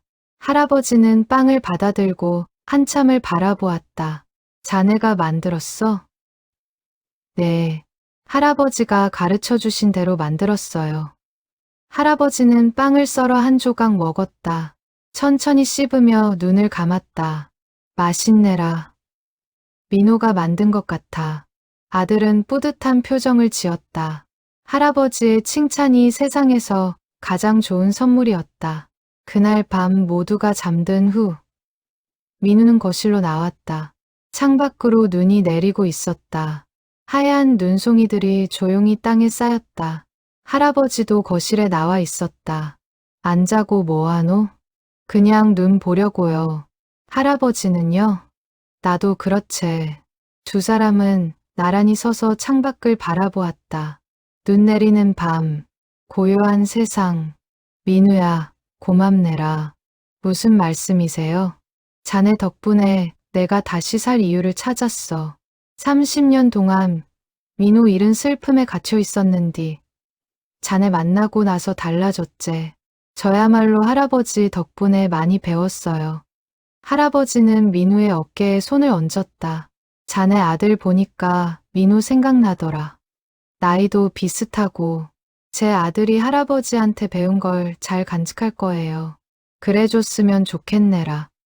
민우 기술이 끊기지 않고 이어졌으면. 두 사람은 한참을 침묵 속에 서 있었다. 말이 필요 없는 시간이었다. 그저 함께 있는 것만으로 충분했다. 크리스마스 아침, 가족 모두가 모여 선물을 교환했다. 할아버지 할머니도 선물을 준비했다. 손주들에게는 용돈 봉투를, 민우에게는 민호의 유품을 건넸다. 이게 뭐예요? 민호가 쓰던 제빵 도구라. 자네 아들한테 주라고. 낡은 밀대, 계량컵, 온도계. 30년간 보관해온 물건들이었다. 이걸 저희한테 주시는 건가요? 그래라. 민호도 그러길 원할 거야. 민우는 깊이 고개를 숙였다. 소중히 쓰겠습니다. 오후에는 모두 함께 경주 시내를 구경했다. 불국사, 첨성대, 대릉원. 할아버지가 손주들에게 설명해 주었다. 여기가 신라시대 유적이라. 우리 역사가 얼마나 오래됐는지 알겠제? 아이들은 신기한 듯 유적지를 둘러보았다. 할아버지의 설명을 듣고 사진을 찍고 눈 쌓인 풍경을 즐겼다. 저녁에는 외식을 했다. 경주 전통 한정식집. 음식이 하나하나 정성스러웠다. 할아버지, 여기 음식 정말 맛있어요. 그렇지? 우리 민호도 여기 좋아했어. 식사 중에 한 손님이 할아버지를 알아보고 인사했다. 강 사장님. 오랜만입니다. 아, 김씨. 잘 지냈어? 네. 가족들과 외식 나오셨어요? 할아버지는 민우 가족을 소개했다. 내 친구들이라. 친구들. 그 단어가 민우 가슴에 따뜻하게 와닿았다. 더 이상 가해자와 피해자가 아니었다. 친구였다. 경주에서의 크리스마스는 잊을 수 없는 시간이었다. 웃음도 많았고 눈물도 조금 있었고 무엇보다 사랑이 가득했다. 서울로 돌아가는 날 할아버지 할머니가 배웅을 나왔다. 눈물을 글썽이며 손을 흔들었다. 조심해서 가라. 자주 오이소. 네, 할아버지. 곧 다시 올게요. 차가 출발하자 아이들이 뒤를 돌아보며 손을 흔들었다. 할아버지 할머니의 모습이 점점 작아졌다. 고속도로에 오르며 민우는 생각했다. 크리스마스의 진정한 의미는 무엇일까? 선물, 파티, 아니다. 함께하는 것, 사랑하는 사람들과 시간을 나누는 것. 그리고 민우는 그것을 할아버지로부터 배웠다. 가족의 의미, 용서의 가치, 사랑의 힘. 서울로 돌아와서도 민우는 할아버지와 자주 연락했다. 영상통화로 얼굴을 보고 안부를 주고받고 서로의 일상을 나눴다. 아들은 할아버지가 준 제빵 도구로 열심히 빵을 만들었다. 실력이 점점 늘었다. 학교 친구들에게 나눠주기도 했다. 얘들아, 이거 우리 아빠랑 내가 만든 빵이야. 와, 진짜 맛있다. 아들은 뿌듯해했다. 그리고 민우 삼촌 이야기를 친구들에게 들려줬다. 30년 전 세상을 떠난 청년. 그리고 그가 남긴 사랑의 유산. 겨울은 깊어갔다. 하지만 민우의 마음은 따뜻했다. 할아버지라는 선물, 용서라는 선물, 그리고 새로운 가족이라는 선물. 이 모든 것이 크리스마스가 준 기적이었다. 새해가 밝았다. 민우는 올해 목표를 세웠다. 첫 번째, 가족과 더 많은 시간 보내기. 두 번째, 할아버지 자주 뵙기. 세 번째, 용서와 사랑을 실천하며 살기. 1월 어느 날, 할아버지에게서 전화가 왔다. 민우야, 할아버지다. 네, 할아버지. 새해 복 많이 받으세요. 고맙네라. 자네도. 그런디 말이제. 할아버지의 목소리가 평소와 달랐다. 무언가 말하려다 망설이는 듯했다. 왜 그러세요? 다음 주에 병원 가봐야 할 것 같아서. 어디 아프세요? 요즘 기침이 안 멈추고 숨도 좀 차더라. 큰 병은 아닐 거라 생각하는디. 민우는 불안해졌다. 할아버지, 제가 같이 가겠습니다. 언제 가시게요? 괜찮아라. 할머니랑 갈 거야. 아니에요. 제가 꼭 같이 가고 싶어요. 결국 민우는 회사에 반차를 내고 경주로 내려갔다. 할아버지를 모시고 대학병원에 갔다. 여러 검사를 받았다. 결과를 기다리는 동안 민우는 할아버지 옆에 앉아 있었다. 할아버지는 평온해 보였지만 민우는 걱정이 컸다. 민우야, 너무 걱정 마라. 나이 먹으면 다 아픈 법이제. 그래도 할아버지. 검사 결과가 나왔다. 의사가 심각한 표정으로 말했다. 폐에 종양이 보입니다. 조직 검사를 해봐야 정확히 알 수 있지만 민우는 머리가 멍해졌다. 종양? 할아버지가 추가 검사를 했고 일주일 후 결과가 나왔다. 폐암 3기. 수술이 어려운 상태였다. 민우는 충격을 받았다. 할아버지는 의외로 담담했다. 그럴 줄 알았어라. 요즘 컨디션이 안 좋더라고.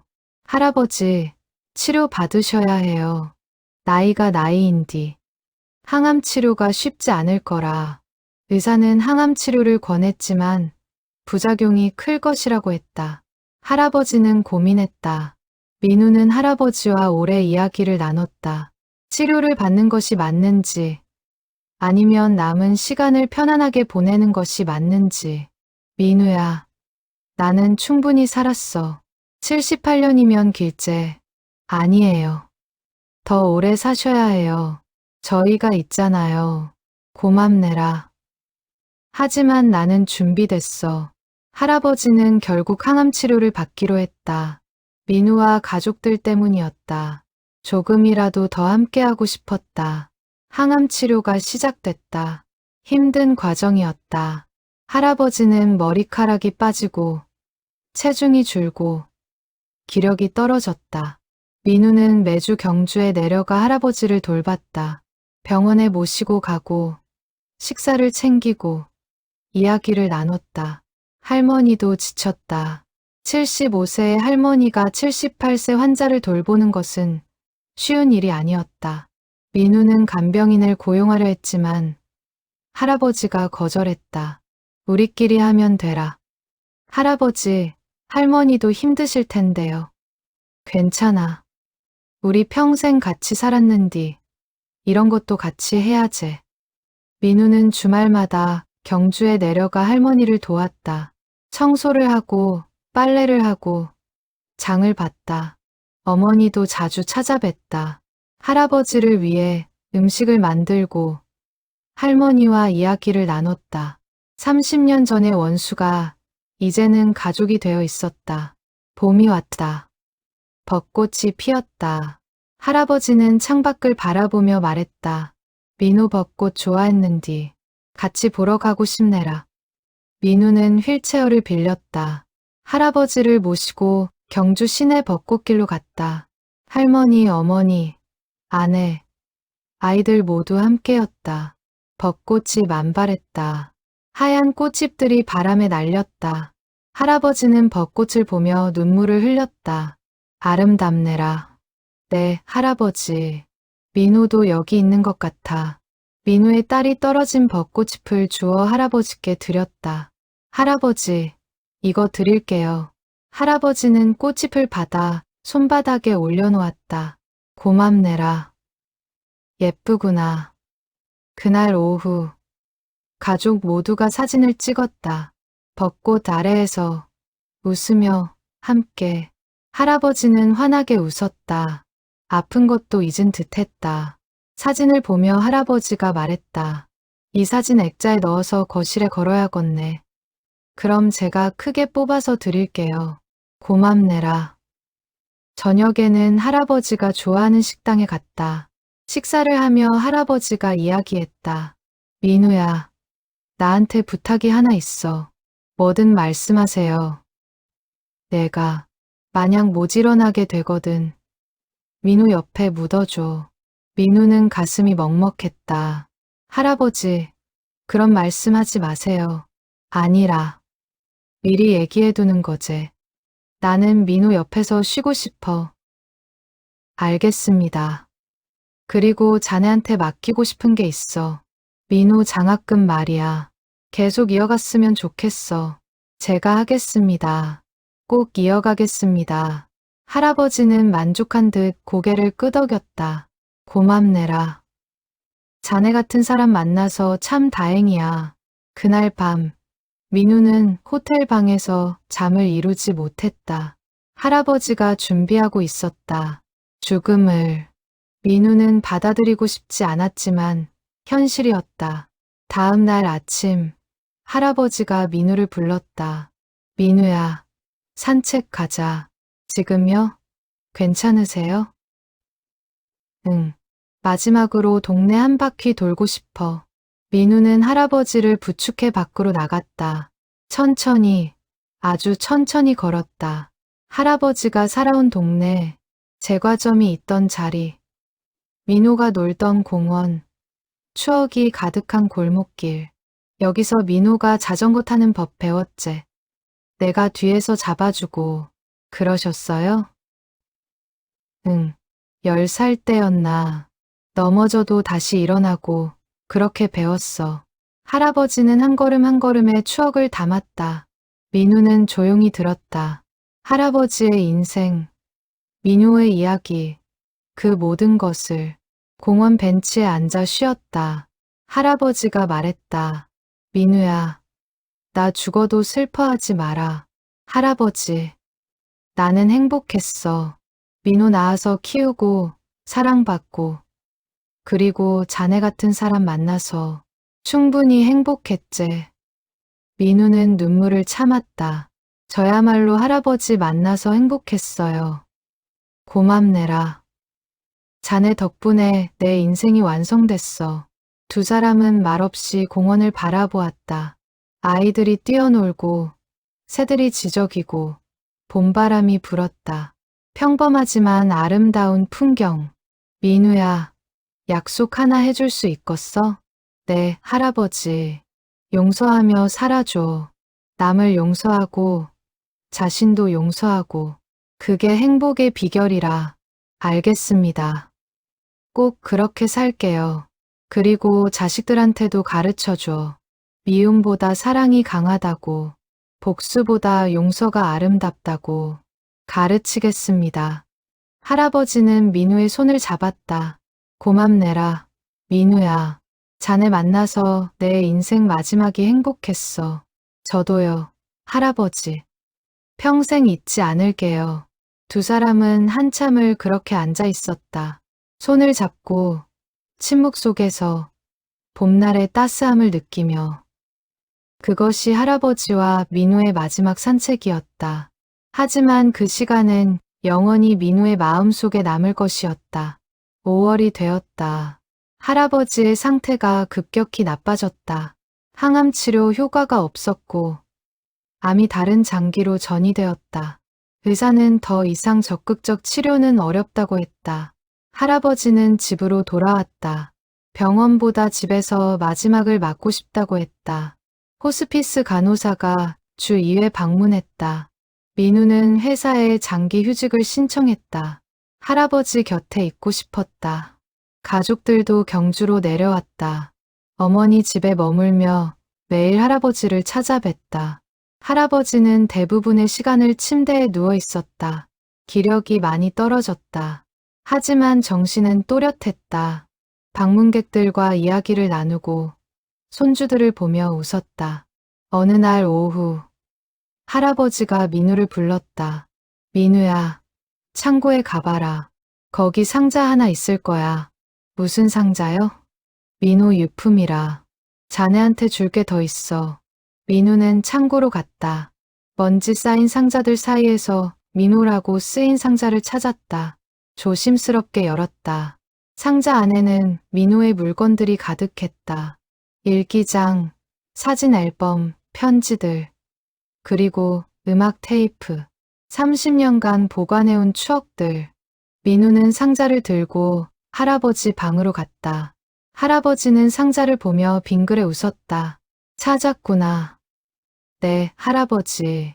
그 안에 민우 일기장이 있을 거야. 한번 읽어봐.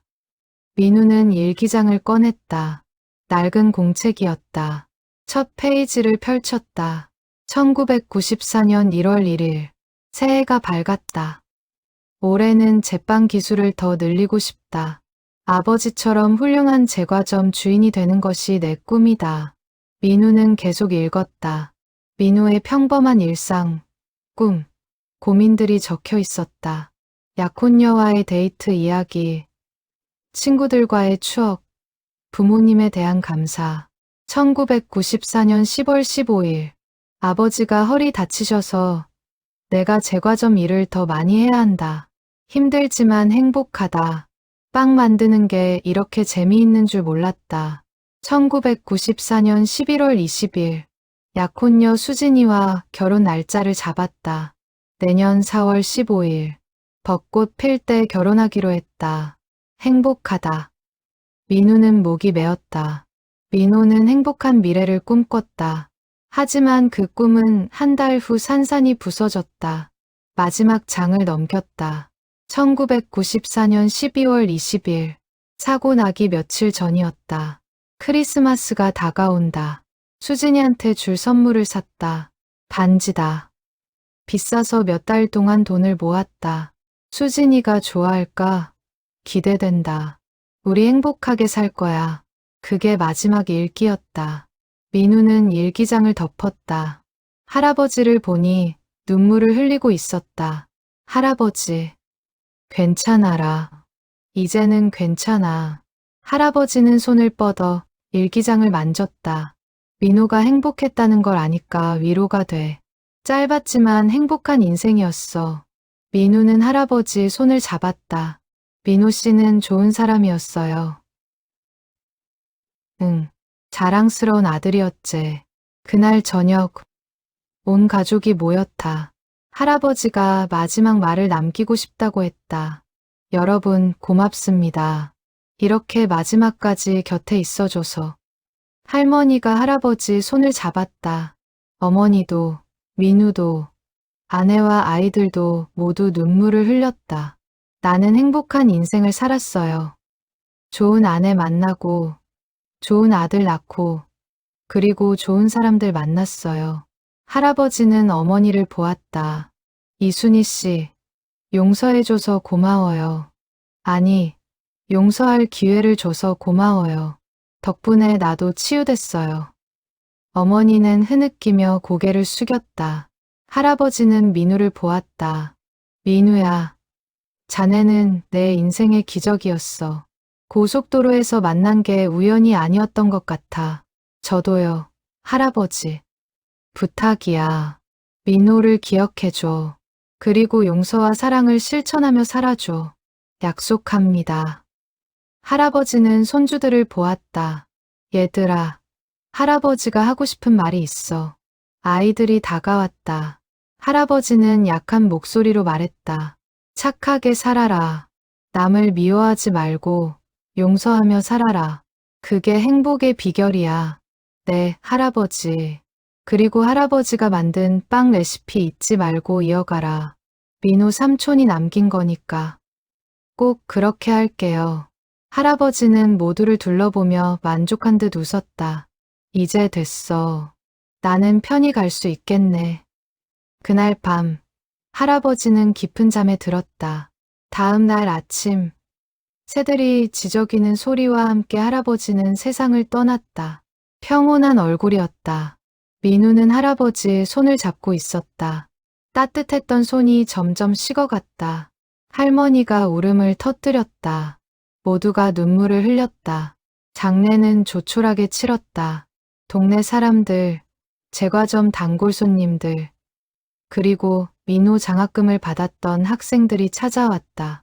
강 사장님 덕분에 제가 대학 갈 수 있었어요. 할아버지가 없었으면 저는 공부를 포기했을 거예요. 많은 사람들이 할아버지의 선행을 이야기했다. 민우는 비로소 깨달았다. 할아버지가 얼마나 많은 이들에게 사랑을 베풀었는지. 장지는 민우 옆이었다. 약속대로. 민우는 할아버지를 모시고 묘지로 갔다. 민우 묘 옆에 자리를 마련했다. 할아버지, 이제 민우 씨와 함께 계세요. 하관을 하며 민우는 생각했다. 30년 동안 기다렸던 재회. 이제 부자가 다시 만났다. 장례를 마치고 집으로 돌아왔다. 빈집이 너무 조용했다. 할머니는 멍하니 앉아 있었다. 할머니, 괜찮아라. 우리 할아버지 고생 안 하고 갔으니까. 하지만 할머니의 눈은 공허했다. 50년을 함께한 반려자를 잃은 슬픔. 민우는 할머니를 안았다. 할머니, 저희가 있어요. 자주 올게요. 고맙네라. 그날 밤, 민우는 할아버지가 주셨던 편지를 다시 읽었다. 30년 전에 쓴 용서의 편지. 그리고 지금 와서 보니 그 편지는 단순한 용서가 아니었다. 사랑의 선언이었다. 할아버지는 용서를 통해 사랑을 가르쳤다. 미움을 내려놓고 사랑을 택하는 법을. 그것이 할아버지가 민우에게 남긴 마지막 선물이었다. 1년이 흘렀다. 민우는 서울로 돌아와 일상을 이어갔다. 하지만 할아버지를 잊은 적은 없었다. 매일 아침 할아버지 사진 앞에서 인사를 드렸다. 할아버지, 오늘도 좋은 하루 보내세요. 민우는 약속을 지켰다. 민호 장학금을 이어갔다. 매년 경주 지역 어려운 학생 한 명에게 장학금을 주었다. 할아버지와 민호의 이름으로. 첫 번째 장학생은 고등학생 여학생이었다.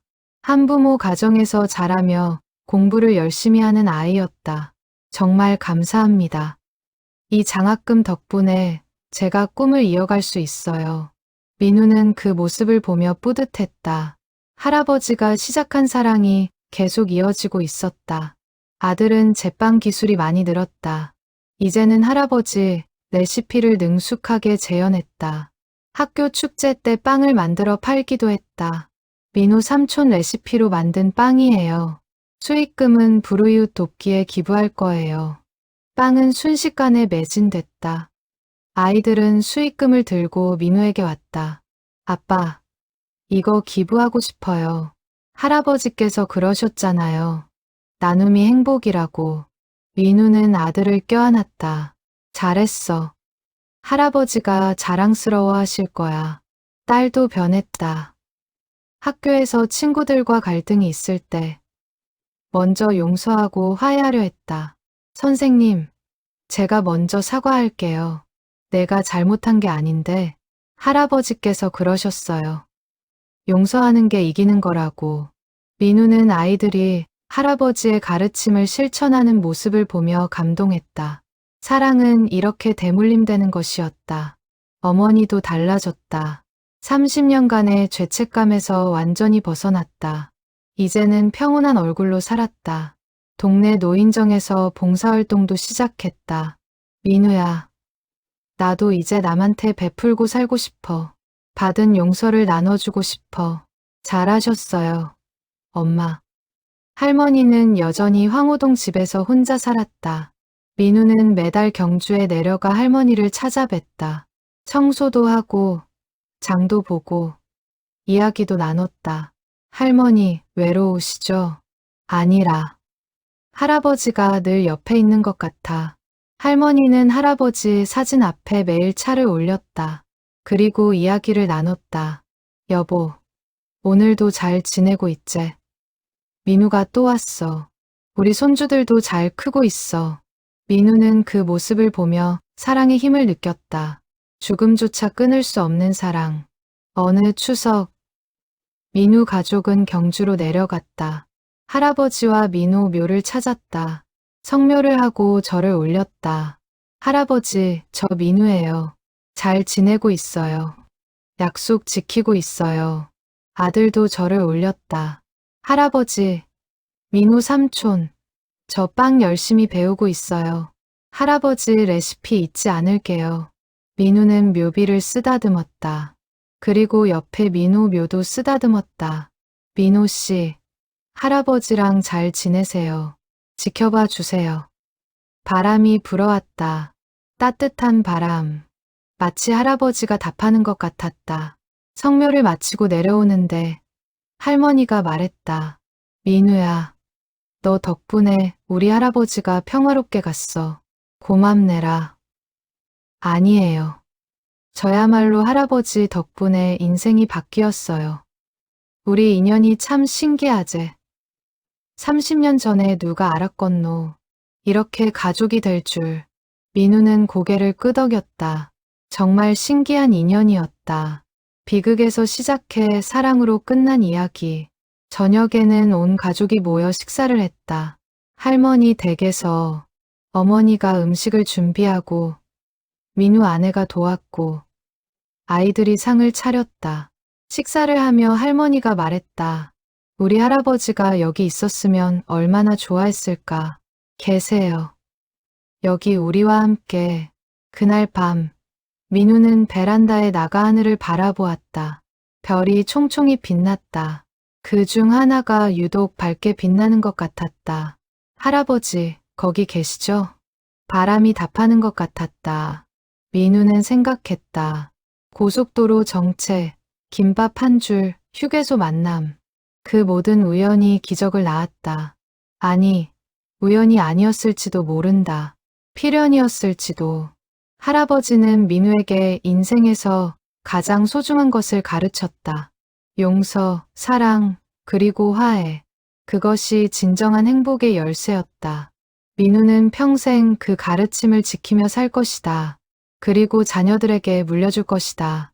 할아버지와 민우의 이야기를, 용서와 사랑의 유산을. 고속도로는 여전히 명절 때마다 막힌다. 수많은 차들이 정체 속에 갇힌다.